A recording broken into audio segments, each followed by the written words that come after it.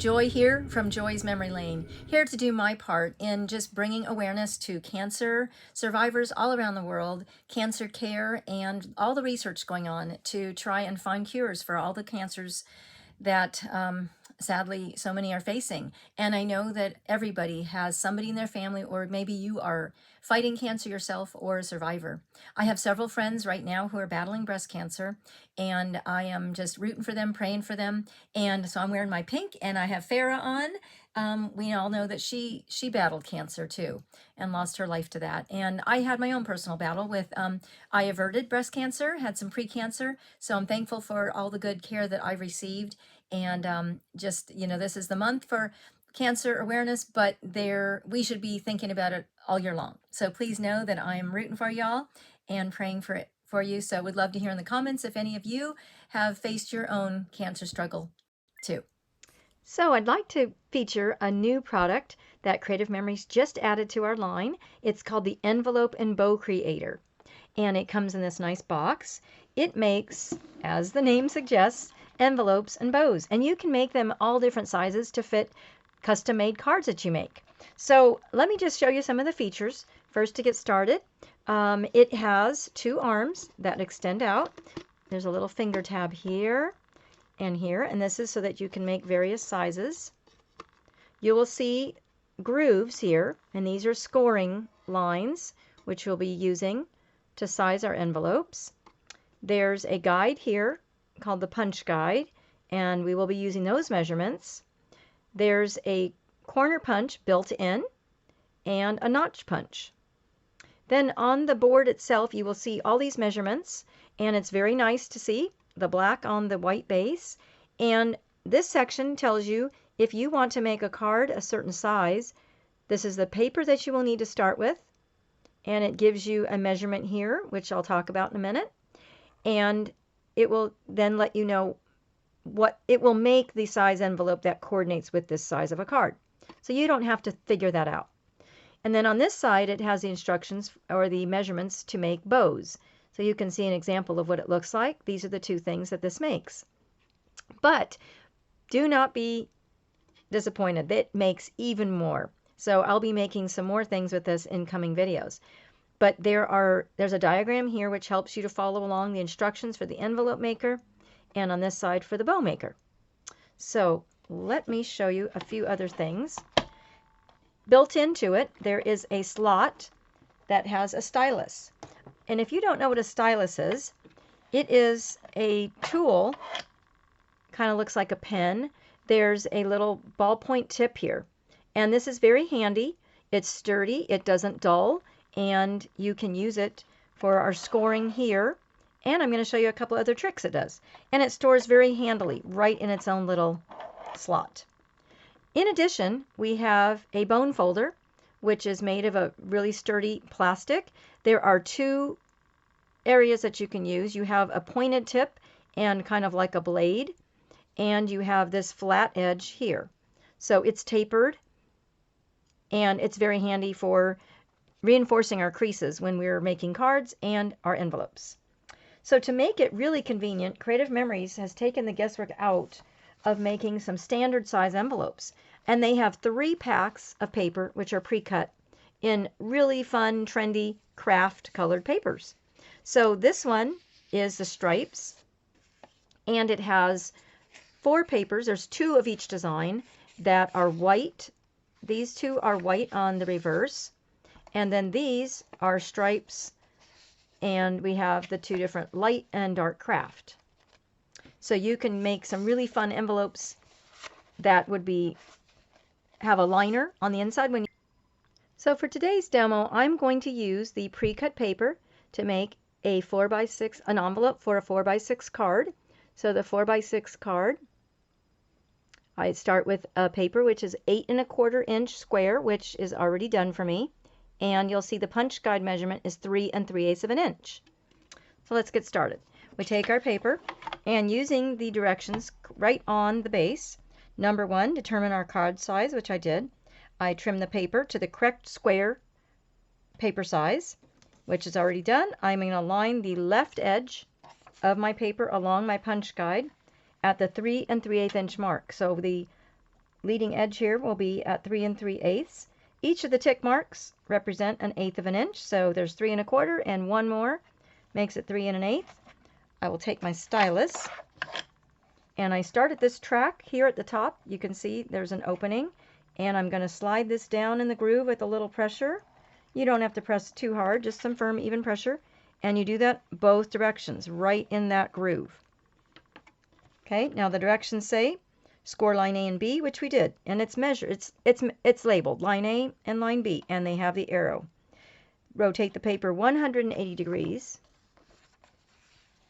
Now I'm going to do the same thing.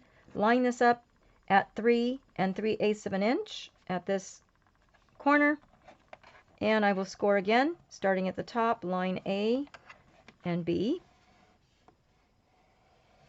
I think maybe line A is the one going across. Doesn't matter which order you do it. So now I have those score marks. A little hard to see.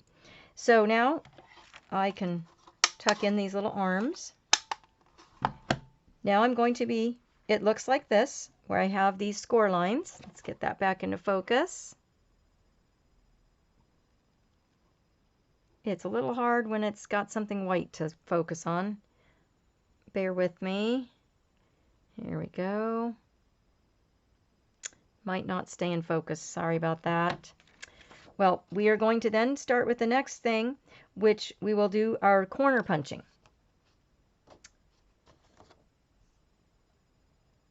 We'll do the notches first. So you'll take this side of the punch, and we're going to line up our score lines right underneath those little wings. It will be hard to see unless I get this back into focus. Let's see. Come on, camera. Let's go.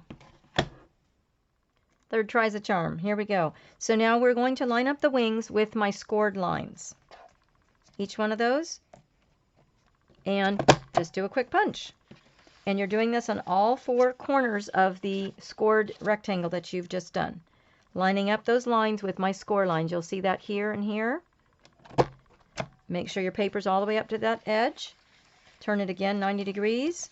We're going to do it on this side of the rectangle again, lining up those little points with the scored lines, and again. And we'll do it on this side. So I have these notches cut out of all 4 sides. Whoops, that one didn't pop out. And you'll see, the waste just comes out right underneath. Let me just discard that. Now, following the directions, we are going to use the diagram and use the corner punch. So here we have the corner punch. And I'll try to get that back. So we will line it up here. The top part is the corner punch. We have 2 little walls, which help to position it, and punch.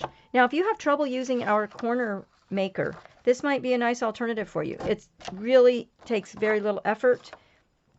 Punch it with your thumb or your palm, and it does punch cardstock or your photos.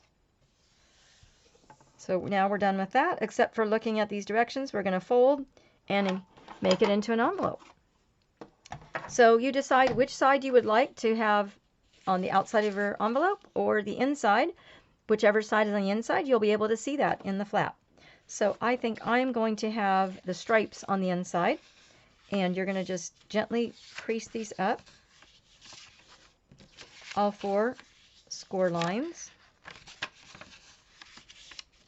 And these short flaps you want to fold in first.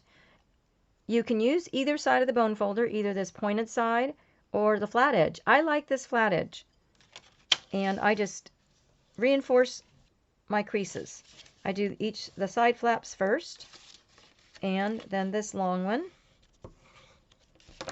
Then I'll take and put regular tape runner. I suggest regular or the max strength. And you're just going to line it right along that edge. Just be careful not to go over the edge. And when I fold this up, I can just fold that flap down. Let's see if I can get that a little straighter.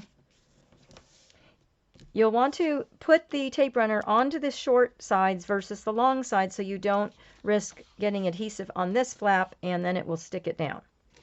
Now we have the last side scoring, and look at that.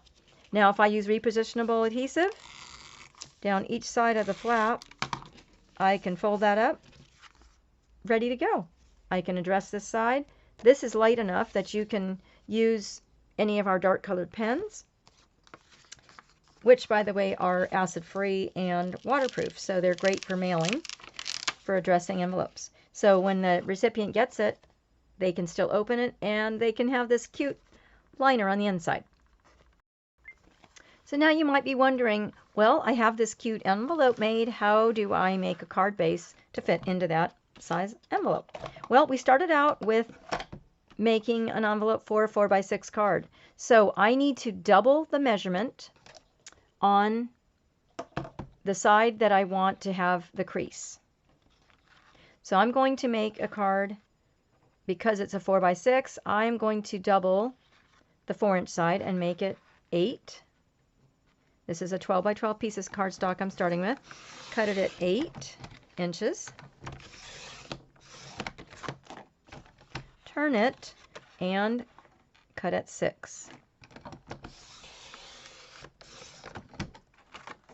Now if I take swap it out for my scoring blade, because I doubled the 4-inch side, I will measure at 4 inches, score at 4, use my handy dandy bone folder. I would like to crease it gently first, and then I use the edge on my trimmer. It holds it in place and it gives me a nice crisp fold using my bone folder. So now I have my card folding on the 6-inch side. You can, when you make your card, have it this way or this way. It's up to you. And you'll see I have a perfectly sized card, my envelope. So you might be wondering, is there anything else I can do with these fun tools? They look like they might do other things. Well, you're not wrong. So you might have this new 5-leaf punch. Well, it's not new. We've had it out for a little bit. It makes this really cute little punch. So if I punch it, and this is out of our Starry Night shimmer, I get a cute little shape. It's nice just by itself, but what if I add a little detail? So I can use this stylus, and this is just a piece of fun foam. You might have used this as a kid, or you have children's crafts around, and you can get this at any craft store. It makes a nice little background so that I can press in with the tip of my stylus and just follow along where I would have veins in my leaf. It just creates a little detail. In the past, I've shown you I use my multi-purpose tool. It does work, but over time, your multi-purpose tool is a thinner plastic and it will get dull and you'll lose that point. So if you use this, this will not dull. I have these nice edges, and then I can crease them up just a little bit and have some dimension on my projects. And you can think out of the box. It's not just for leaves. But I'll show you an example using the Leafy Vine punch. This is one of our border punches. We start at the black line in the front on the base. And I punch across. This repeats the pattern.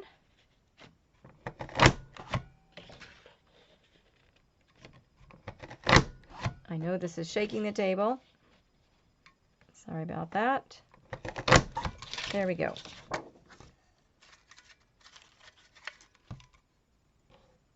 And this also works fine with your self-healing mat. You can just score in your lines wherever you'd like your little veins. I'm going to do them down the center of each leaf. Just real quick. It doesn't have to be exact. Anything you do will add some more dimension. Just down each leaf. And then I'm going to come back and do the vine. All the way down the center here.